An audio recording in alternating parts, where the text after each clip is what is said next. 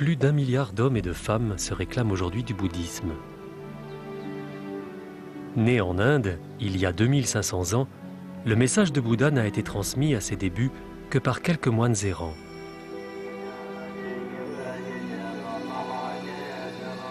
3 siècles plus tard, en Bactriane, il va se métamorphoser profondément au contact de la pensée grecque.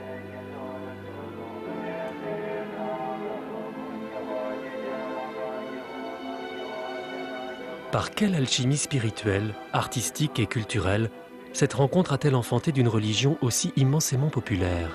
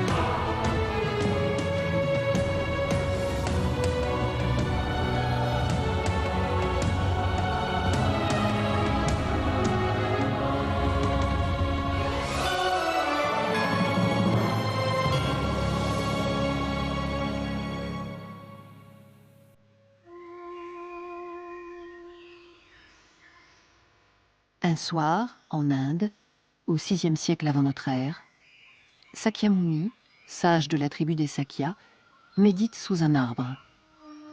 Soudain, il s'élève à la compréhension de l'origine de toute chose.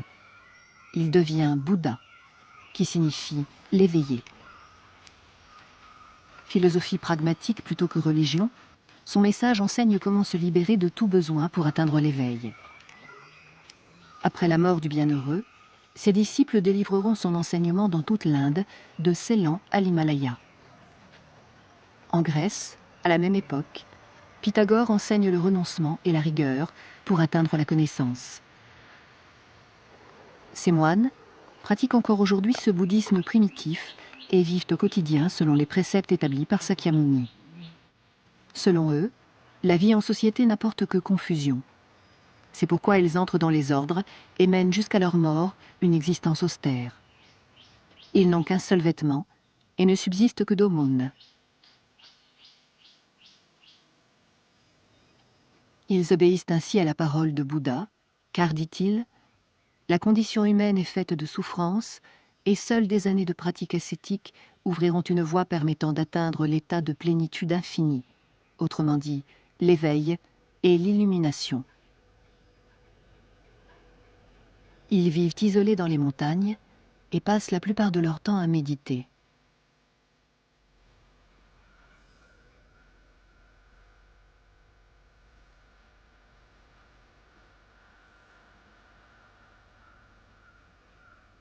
La méditation vise à leur permettre d'atteindre l'essence des choses.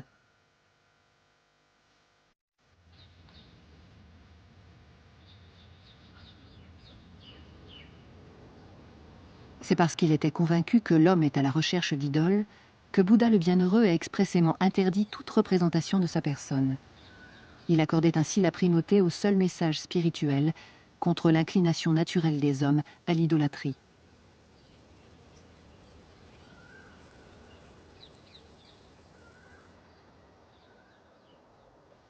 Après la mort de Bouddha, ses disciples propagent son enseignement dans l'Inde hindouiste et à Ceylan, l'actuel Sri Lanka.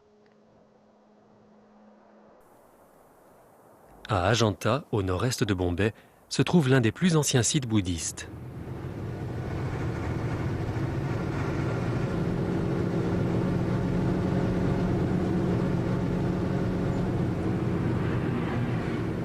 Monumental, l'édifice, un demi-kilomètre de diamètre, a été creusé en demi-cercle à même la roche. Chaque nouvel arrivant parmi les moines creusait son propre sanctuaire, faisant du site un chantier qui s'est étalé sur 1000 ans.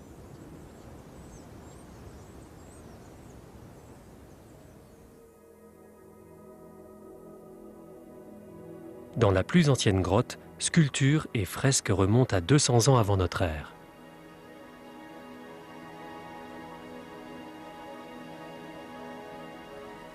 Le travail de restauration est minutieux. Chaque image est décrassée au solvant centimètre par centimètre pour que réapparaissent petit à petit les symboles bouddhistes.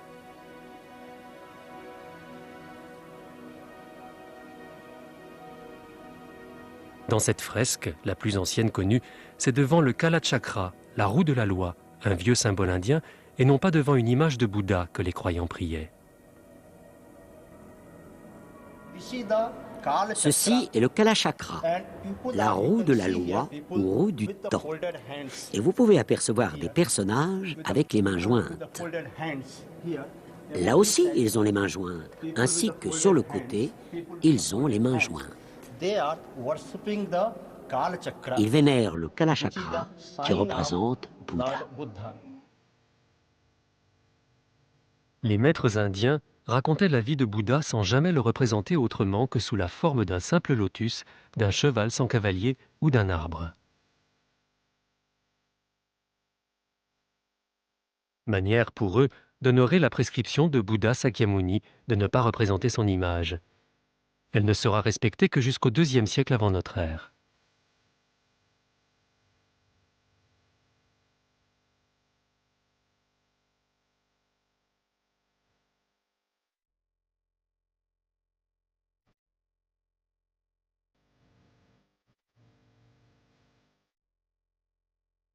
Dans des grottes voisines, on a mis à jour de multiples représentations de Bouddha sculptées dans la paroi rocheuse.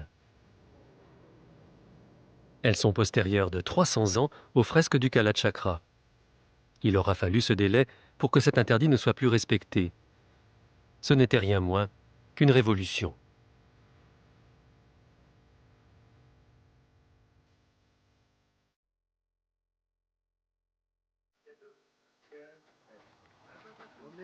À la mort de Sakyamuni, 8 de ses disciples recueillent les cendres de leur maître pour les disposer dans 8 lieux différents de l'Inde, devenus autant de sanctuaires, les stupas.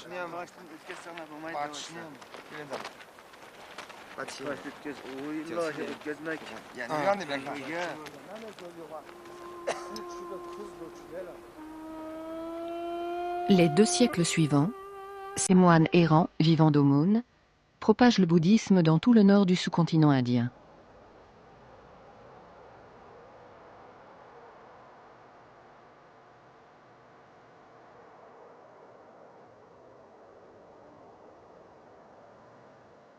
Un siècle supplémentaire sera nécessaire au bouddhisme pour atteindre la province de Gandhara, en Bactriane, entre l'Afghanistan et le Pakistan d'aujourd'hui. Depuis près d'un siècle, le royaume était colonisé par les descendants des soldats qu'Alexandre avait laissés derrière lui lors de ses conquêtes. Les bouddhistes entreprennent de fonder des centaines de monastères dans tout le royaume. Les populations locales, que découvrent les missionnaires bouddhistes, rassemblent, outre les descendants des soldats d'Alexandre, des colons grecs arrivés de Grèce, d'Égypte et d'Antioche, autrement dit, un monde profondément imprégné de culture grecque. Nous sommes au moment de la première rencontre du bouddhisme avec la pensée grecque. Elle sera déterminante. Lorsque les moines bouddhistes arrivent en Bactriane, Ménandre entreprend d'interroger l'un des leurs, Nagasena, un vieux sage bouddhiste.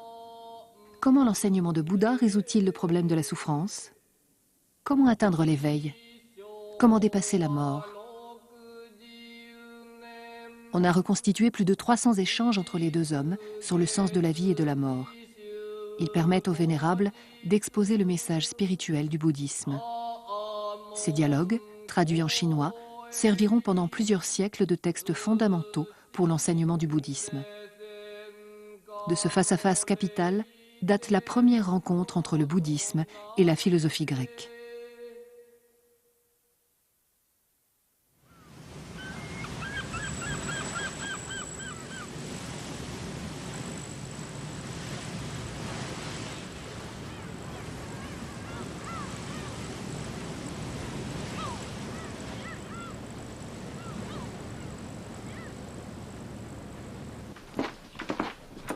Académie norvégienne des sciences et des lettres. Ici sont conservés les sutras découverts il y a quelques années dans les grottes de Bamiyan, à l'extrême ouest du Gandhara. Les sutras sont des textes philosophiques sur la vie et l'enseignement de Bouddha et de ses disciples. Ils sont utilisés pour la prière et l'enseignement bouddhique. Plusieurs milliers de fragments de textes, transcrits sur des feuilles de palmier ou des écorces de bouleau, ont été trouvés dans la vallée du Gandhara.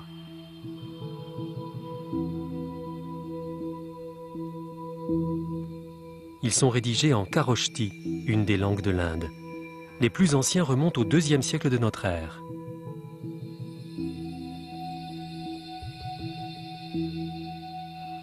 Des scientifiques des quatre coins du monde se sont réunis pour étudier ces manuscrits.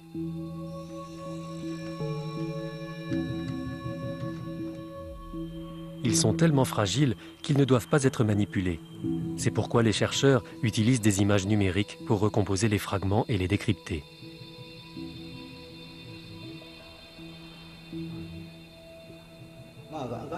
De nombreuses statues bouddhistes surnommées Bouddha du Gandhara ont été découvertes dans la région du Gandhara. Cependant, jusqu'à aujourd'hui, nous ne possédions pratiquement aucun texte écrit qui rende compte de cette philosophie. On en a découvert plus de 10 000, y compris les fragments. C'est incroyable! Nous sommes en train d'étudier au XXIe siècle de très anciens documents qui datent de l'époque où le bouddhisme était florissant. C'est vraiment étonnant. Le professeur Richard Salomon, spécialiste du Kharoshthi, en a entrepris la transcription.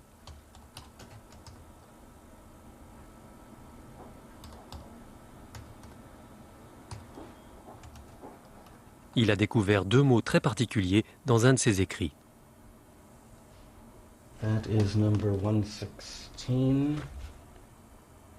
C'est ici. Il est écrit Paramita Sho.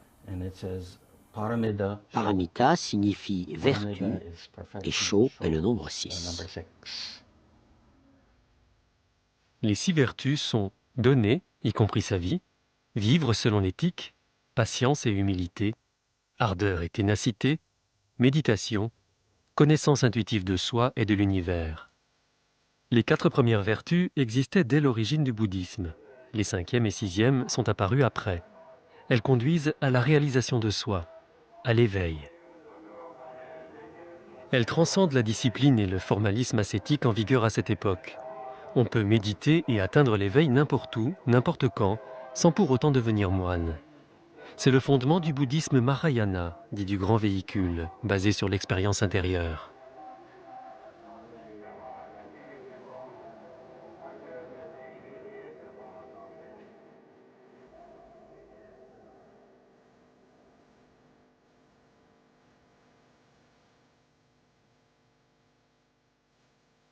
Cette pratique nouvelle allait transformer le bouddhisme.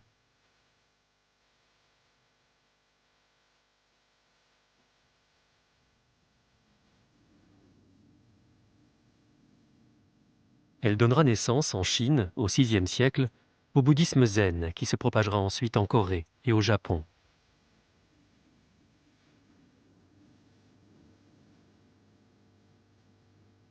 Du fait que le bouddhisme se popularise sous l'effet de cette pratique nouvelle, une autre exigence émerge.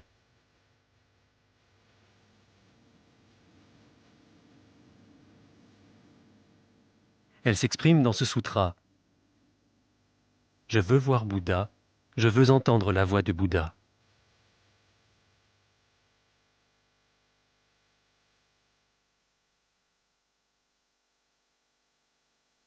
Cette exigence va trouver sa réponse au Gandhara, une vallée du royaume de Bactriane. La Bactriane, un royaume fondé par les successeurs d'Alexandre le Grand. Ada, à l'est de Kaboul, dans l'Afghanistan d'aujourd'hui.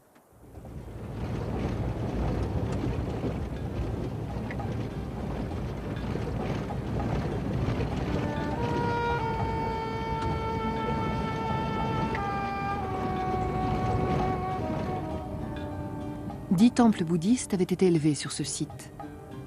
Ada est soudainement devenue célèbre lorsque pas moins de 15 000 sculptures bouddhistes en furent exhumées, révélant que le Gandhara fut la terre sainte du bouddhisme. On ne peut malheureusement plus découvrir ces sculptures qu'en photo. La plupart d'entre elles, tout comme les Bouddhas géants de Bamiyan, ont été détruites, victimes du vandalisme religieux des talibans. Ces statues sont les premières représentations de Bouddha. Elles sont datées vers 100 avant notre ère. Elles consacrent cette école gréco-bouddhique apparue sur des terres où était solidement enraciné l'hellénisme. L'innovation consistait à avoir osé représenter physiquement le Bouddha que la tradition indienne n'évoquait que par des symboles. On doit au professeur Tarzi la découverte de cet ensemble sculpté composé d'un personnage bouddhique trônant au milieu de dieux et de héros grecs. Ce qui retient d'emblée l'attention, c'est la facture de cette statue de Bouddha. La tunique est grecque, son plissé typiquement ionien. Quant à celle représentant une déesse offrant des fruits, elle est typique de la thématique des sculptures hellénistiques.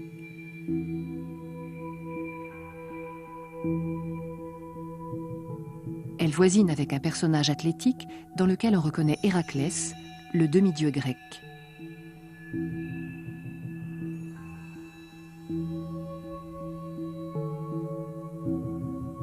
Sur un autre ensemble sculpté, le professeur Tarzi a remarqué un visage masculin.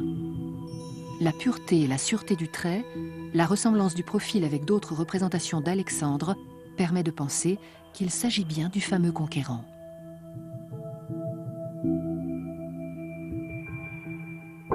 La rencontre d'un Bouddha hellénisé avec les personnages du panthéon grec marque la naissance d'un art nouveau, l'art gréco-bouddhique. Dont le contenu est bouddhique, à la fois dans sa théologie, dans les épisodes de la vie du Bouddha, qui ne ressemble à rien d'autre. La vie du Bouddha, elle se passe dans un milieu purement indien, dans des traditions indiennes, il est entouré de brahmanes, ça n'a rien à voir avec la philosophie grecque.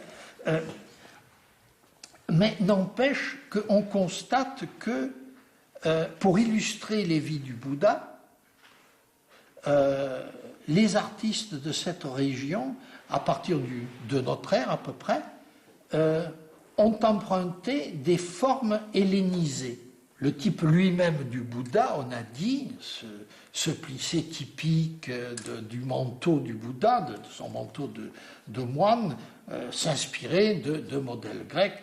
Mais il est évident que l'art gréco-bouddhique résulte de la fusion d'une pensée indienne, dans une certaine mesure aussi de tradition iconographique indienne, mais dans une très très large mesure surtout d'une tradition artistique grecque d'Asie centrale.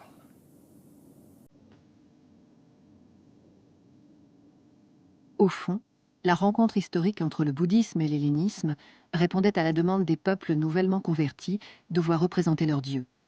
Ainsi, pour la première fois, Bouddha figurera-t-il sous les traits d'un jeune Apollon. À partir de 145 avant notre ère, les Grecs sont progressivement chassés de leurs possessions bactriennes par des tribus nomades indo-scythes, les Couchans.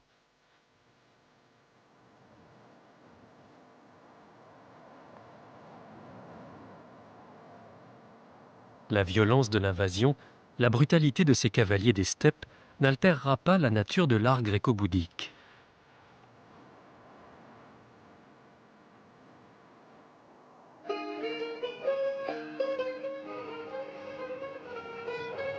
Il va évoluer sous l'Empire couchant, comme en témoignent les vestiges des temples bouddhiques retrouvés au Gandhara, près d'Ada, de Bamiyan et sur le site de Ranigat.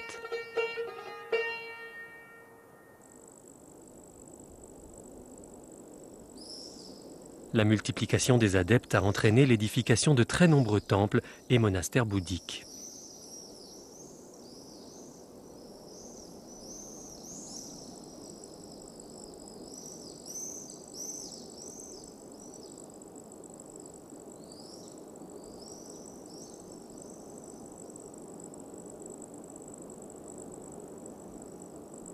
Sur ce site a été édifié il y a 1900 ans le plus grand temple de la région. Il s'élevait à plus de 15 mètres de hauteur.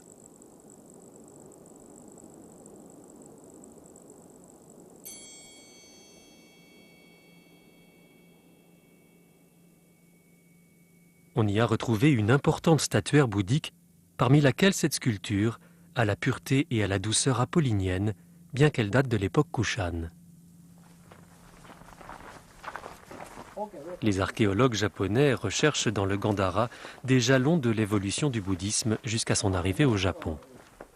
1.16 and point you can leave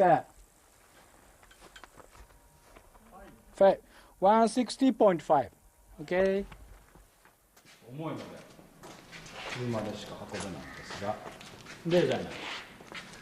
Outre des statues gréco-bouddhiques, ils ont mis à jour une sculpture du 2e ou du 3e siècle de notre ère.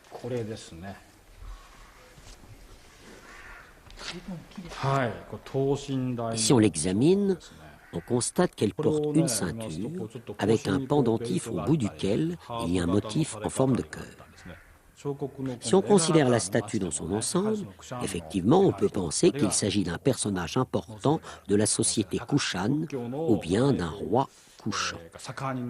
On pourrait peut-être penser que les Kushans ont apporté leur soutien au bouddhisme qui l'ont conduit à son apogée.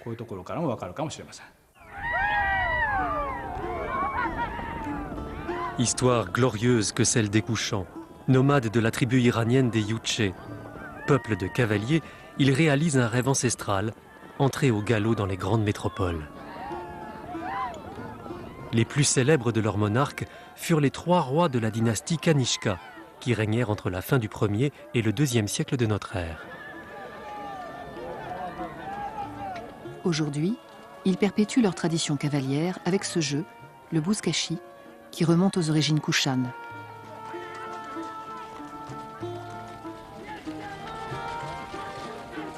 Depuis leur plus jeune âge, les jeunes garçons sont initiés aux jeux les plus violents. Dotés d'une cavalerie puissante, les Kushans ont peu à peu étendu leur influence sur toute l'Asie centrale. Ce guerrier, vieux de 2 millénaires, rappelle que ces habiles cavaliers étaient capables de tirer à l'arc tout en galopant. Ils étaient également de redoutables tacticiens et stratèges militaires.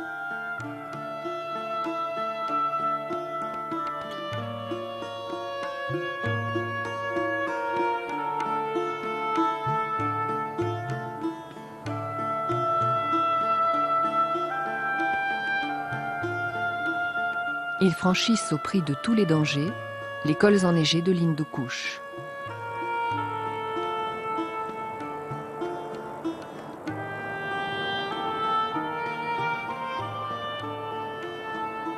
Ils prennent le contrôle de Kaboul et du Gandhara, pour lesquels tant de peuples se sont affrontés. Puis, enfin, conquièrent l'Inde du Nord. Ainsi s'est établi, puis a perduré pendant 4 siècles, l'Empire Kushan. Il impose la paix dans une Asie centrale en but à des guerres permanentes.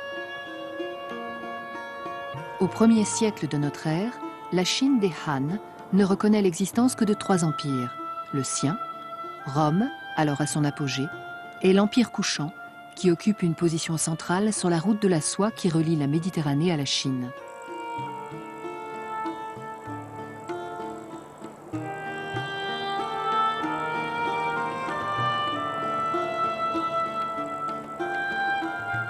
Sans civilisation propre, les Kushans ont adopté celle des peuples sédentaires de la Bactriane. Au fil du temps, ils se sont coulés dans les structures des royaumes conquis, occupant leurs villes, adoptant leurs usages et leurs coutumes, abandonnant leur vie sous la tente, Bref, changeant totalement de mode de vie, sauf leurs vêtements traditionnels qu'ils ont conservés.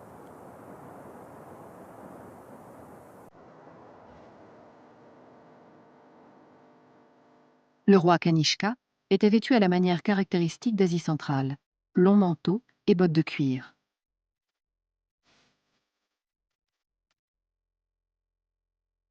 Il portait les titres de grand roi, empruntés au souverain d'Inde,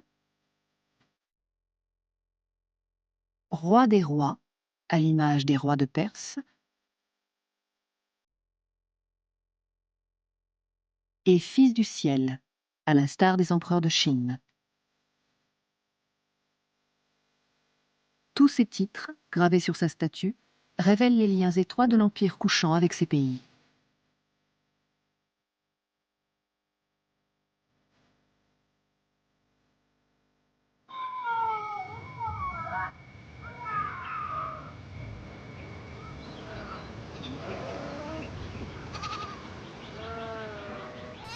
Quand ils arrivent en Bactriane, avec le bouddhisme, les couchants découvrent le zoroastrisme, religion fondée vers le 9e siècle avant notre ère par Zarathustra.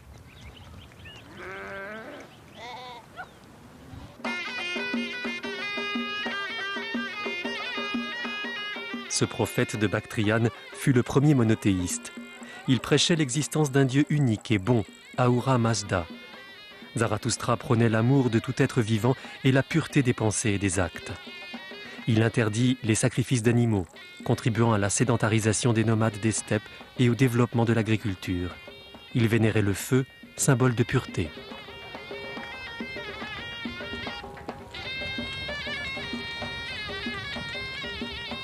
Cette marche autour du feu, lors d'une cérémonie de mariage, perpétue la tradition zoroastrienne.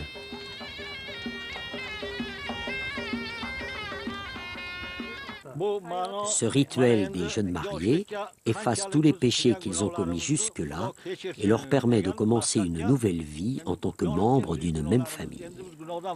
Cette tradition nous a été transmise par nos parents et nos grands-parents.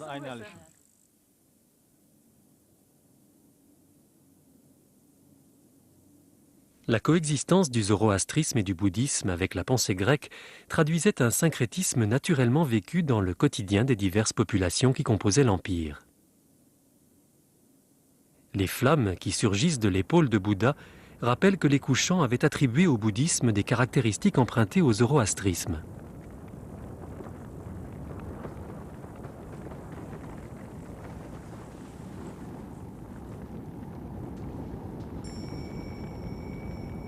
Sur cette pièce de monnaie à l'effigie du roi Kanishka, les flammes sur son épaule évoquent, elles, le mélange du culte dynastique avec celui du feu.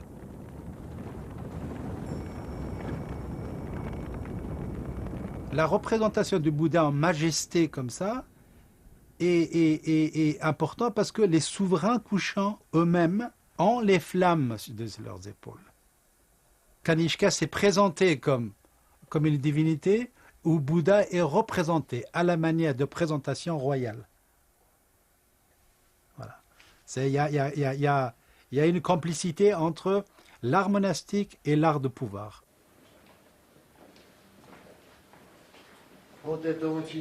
L'historien Édouard Reladze confirme que les souverains couchants ont utilisé le bouddhisme pour étendre leur influence. Le roi Kanishka a utilisé l'iconographie bouddhiste pour resserrer la cohésion de son royaume.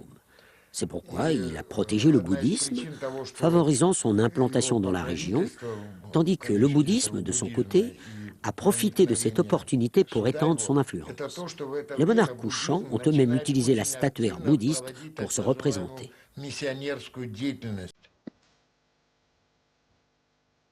Les couchants doivent leur prospérité au développement des rapports commerciaux avec l'Empire romain. Ils contrôlaient la route de la soie, de l'Indus jusqu'à Peshawar, leur capitale. De là, les caravanes prenaient le relais à travers les montagnes du Tien Shan vers les avant-postes chinois pour arriver à la lointaine Chang'an, capitale de l'Empire du Milieu.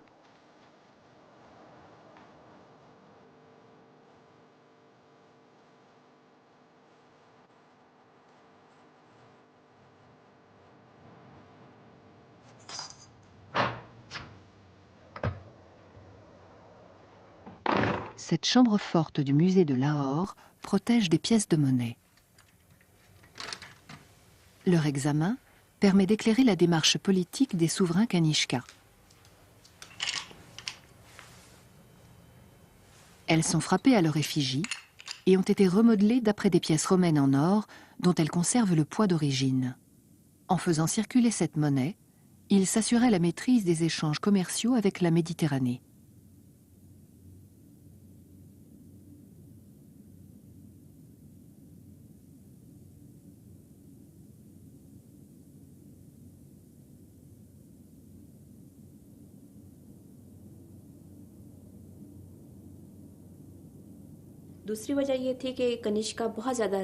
Il semble que Kanishka ait été très libéral.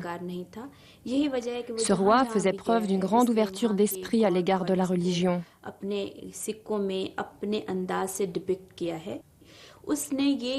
Il a même rassemblé les dieux des territoires qu'il gouvernait et a fait frapper sa monnaie à leur effigie.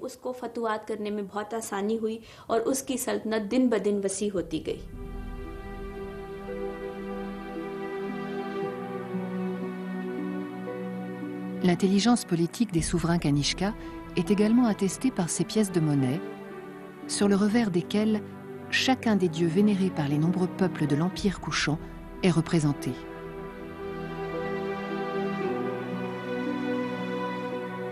Shiva, vénéré des Indiens,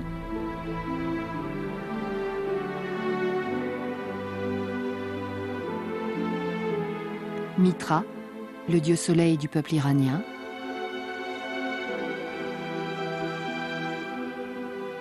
et Anémos, divinité grecque du vent et de l'air.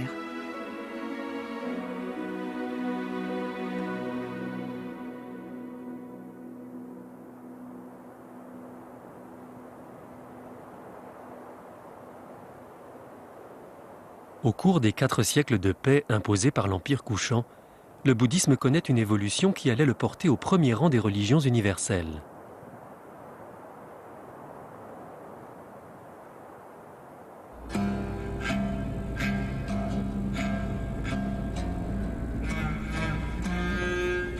D'Alberzen Tepe, l'ancienne Termèse, était une des principales villes de la Bactriane, sur la rive septentrionale de l'Amou Daria, à la frontière de l'Ouzbékistan et de l'Afghanistan. Dans l'Antiquité, elle constituait le principal passage de l'Oxus entre Bactre et Samarcande.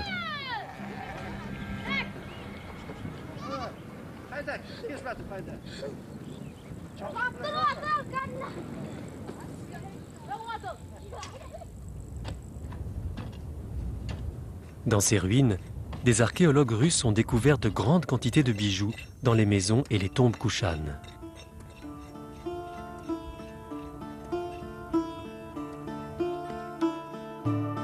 Lingots d'or, bracelets et colliers avec lesquels les couchants se faisaient inhumer.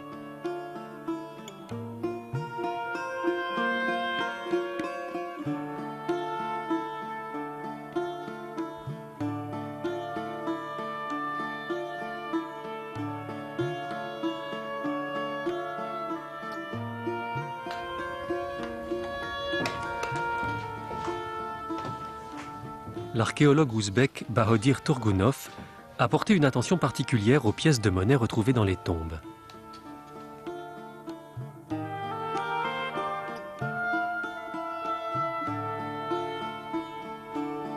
Leur présence s'explique par une coutume d'origine grecque consistant à glisser une pièce dans la bouche des défunts.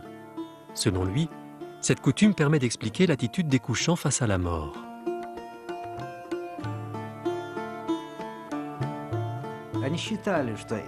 Ils pensaient que le fait de placer une pièce dans la bouche d'un mort lui garantissait d'aller au ciel. Les pièces, bijoux et autres biens de la vie quotidienne placés dans la tombe lui garantissaient la vie dans l'autre monde. Cette vie au ciel après la mort que souhaitaient les couchants.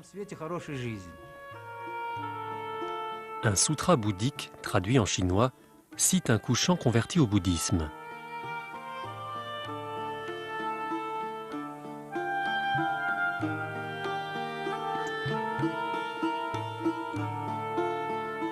Ça n'a pas de sens d'emporter des trésors pour vivre après la mort. Et plus loin, pour se libérer de la mort, mieux vaut, sa vie durant, pratiquer les 6 vertus.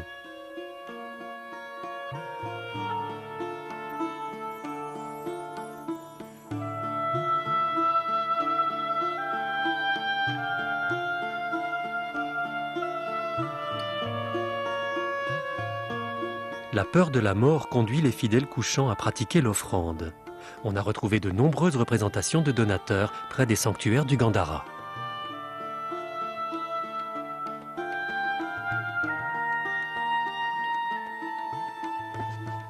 Alors, à Hadda, d'une façon générale, on découvre beaucoup de stupas qui sont ornés d'images. À chaque panneau, il y a 2, 3 ou 4 personnes. Ce sont des donateurs couchants. Un exemple, vous voyez de part et d'autre d'un Bouddha, on voit un couple. Le monsieur, les mains jointes, tient dans la main des pétales peut-être de fleurs. La femme ou la sœur de ce monsieur qui, elle, apporte l'argent. Ça veut dire que la femme, dans les représentations kushan dans les monastères, apporte plus de présents que les messieurs. Ici, une autre famille ou le reste de la même famille avec une jeune fille et un petit prince couchant. Ici, un moine et là, un autre couple.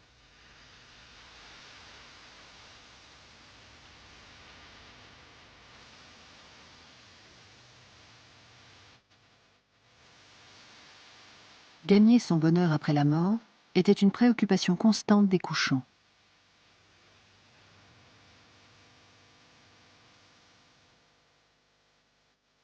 C'est ce qu'énonce ce texte, transcrit sur ce parchemin trouvé récemment au Gandhara.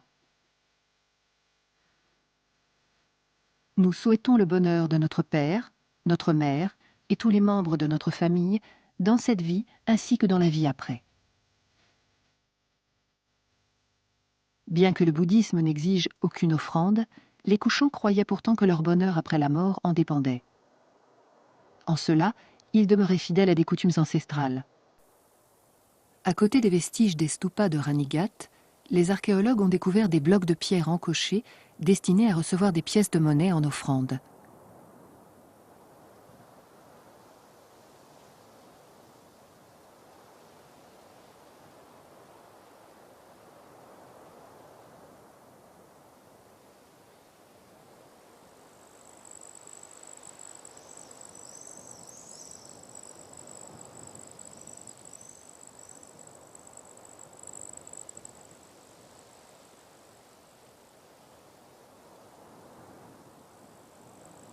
Les stupas rappellent les 8 sanctuaires érigés pour recevoir les cendres de Bouddha Sakyamuni.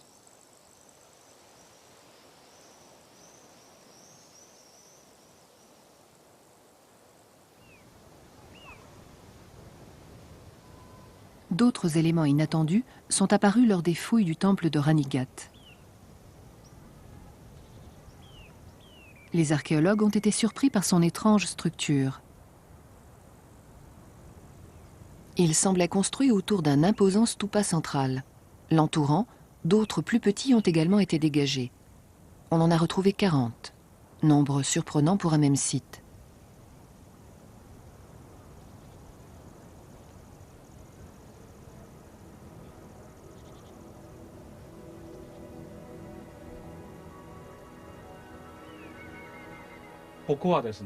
Ici, comme vous pouvez le voir, on a plusieurs stupas.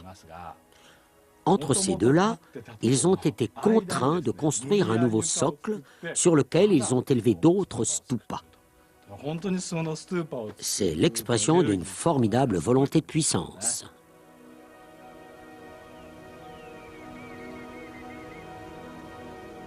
L'imagerie virtuelle a permis de reconstituer les différentes étapes de construction de cet ensemble.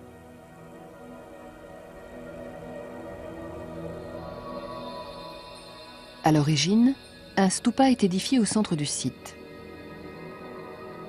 Au pourtour, on en élève d'autres de tailles différentes.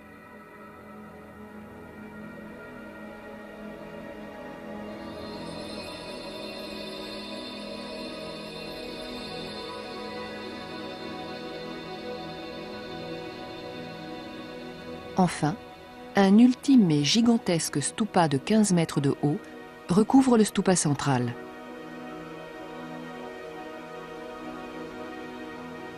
C'est ainsi que le temple de Ranigat a pris ses dimensions considérables.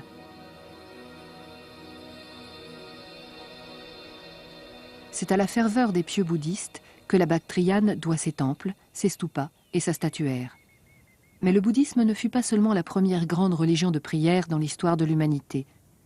Il fut également le lien culturel qui participa à la grandeur et à l'unité de l'Empire couchon.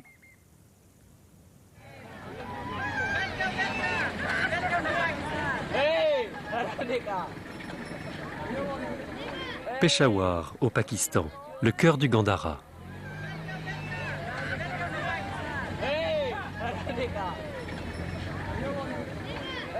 C'est depuis cette ville, où il avait établi sa résidence d'hiver, que Kanishka administrait son empire. C'est d'ici que partait vers la Chine l'une des routes de la soie.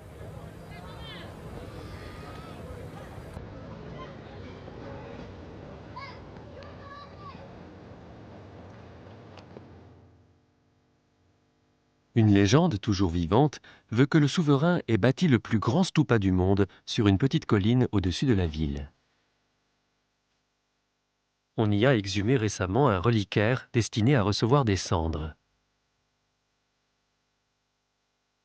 Sur son couvercle, on découvre une représentation du Bouddha et en dessous, celle de Kanishka. Ce reliquaire illustre les liens étroits qui existèrent pendant 4 siècles entre le bouddhisme et les couchants, jusqu'à ce qu'il soit submergé par les Huns en l'an 425 de notre ère.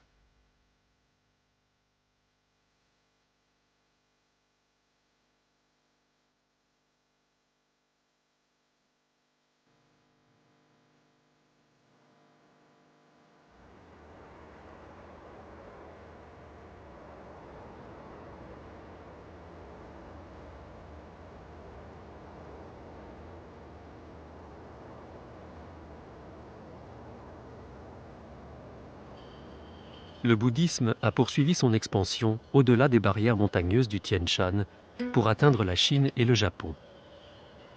Dès le 1er siècle de notre ère, les moines bouddhistes entreprennent le voyage vers la Chine. Ils empruntent les caravanes des marchands, seul moyen pour traverser à moindre risque des régions dangereuses. Les récits des voyageurs chinois abondent de commentaires sur la sauvagerie aux marches occidentales de l'Empire du Milieu. Les Huns ravagent la région au hasard de leur dérive, l'insécurité est totale. Pour la combattre, les empereurs Han montent plusieurs expéditions militaires. Ils construisent des fortins tout le long des 1500 km qui bordent les montagnes du Tien Shan.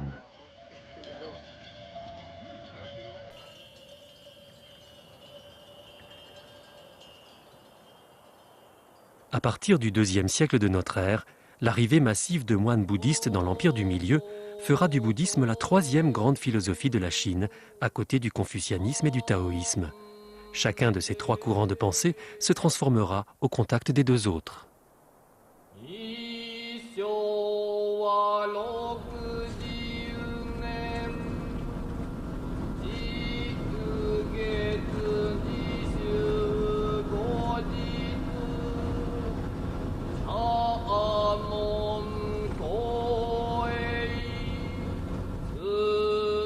La grande route de Karakorum, ancienne route des caravanes, est depuis toujours le passage entre le Pendjab et la Chine.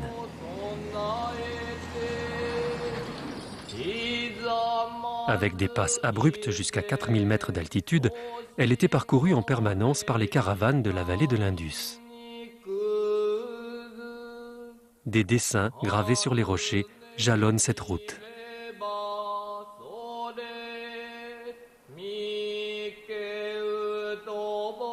Ils représentent des stupas et des images bouddhistes.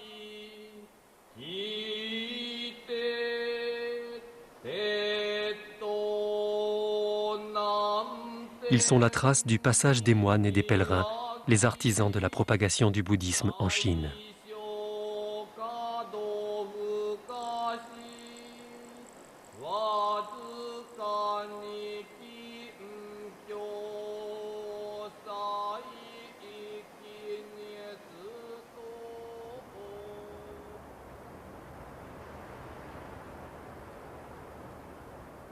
Plus tard, traversant la mer, le bouddhisme atteindra le Japon.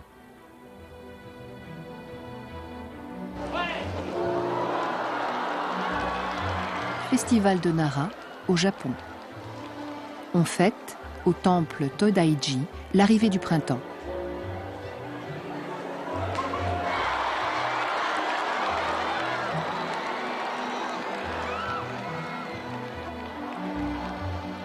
Les feux sacrés allumés pour brûler les impuretés et abolir les passions traduisent sans doute la survivance de la rencontre entre le zoroastrisme et le bouddhisme.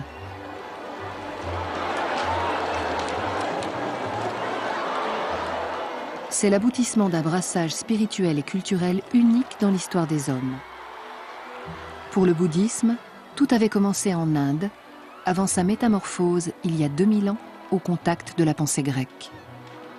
La plus belle et la plus singulière des rencontres entre l'Orient et l'Occident.